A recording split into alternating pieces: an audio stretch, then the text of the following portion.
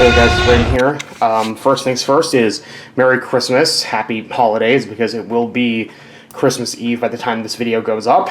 And either way, for this Christmas, I've got right here, as part of a review, the Jurassic World Dominion Megaraptor figure. This was the, of the, like, sound maker figures like that. I don't remember what these are exactly called. But of them, this was the one that I was by far the most interested in back when it was announced that these were getting released. This was the one that I wanted the most. The others I didn't really care for. The only reason I bought the Rahasaurus was so that I could review one of them and see how it handled. But I decided to... But eventually, this was the one that I really wanted, and it took me quite a while to find, and when I did find it, the store I was at only had one of them left, so I was pretty lucky to get this guy when I did. And the reason I wanted this figure so badly is that Megaraptor is, and always has been, one of my favorite dinosaurs. Of course, back when I first, started to get into it, it was the giant Dromaeosaurid, but we now know Megaraptor is actually, in my opinion, a lot cooler looking than just a giant Dromaeosaur. And if you want giant Dromaeosaur, we've got Utahraptor for that, so. Now, this figure is pretty nice looking. I really like the colors they gave this guy. The dark blue, the tan, and the red on the sort of orangey red going down the back. I do dislike that they didn't paint the claws. Mattel seems to have a real big issue with painting the claws on these guys. I really would have liked if they had just painted the claws here. Would it have been too much to give, like, the claws a little bit of white paint on them? You could have even used the same paint as, the jaw and the stripes on the jaw. The figure is, unfortunately, a little shrink-wrapped looking. You can see sort of the skull opening. Not terribly so, because the paint job does hide it pretty well, but you can see them. And you can also see his ribs. Or actually, probably she, considering this is a Jurassic World dinosaur. She doesn't appear to have been eaten too well.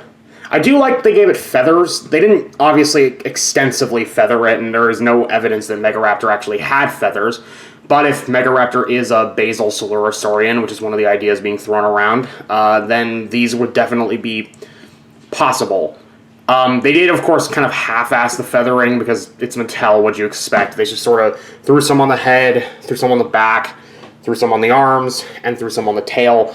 And I also kind of dislike they didn't paint any of the feathers differently from the main body. While I like the color choices, I do think the paint scheme itself is a little bit lazy. They very easily could have added some more paint applications to this thing. I wish that they had...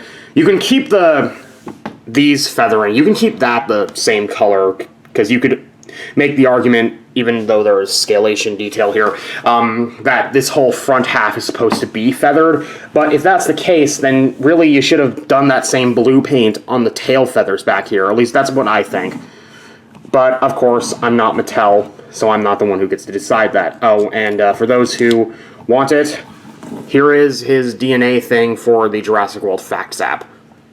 I'm gonna hold on it for a few seconds, and if you want to get the DNA code, just pause the video and do it.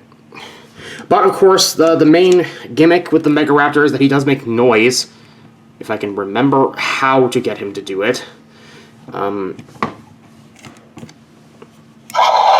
There we go. I'm sure there is a method that does not require me to bang his head up and down.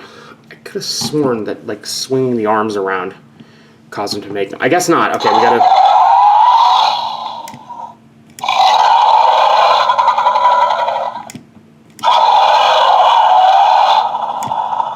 So he makes a couple of noises. Not too bad.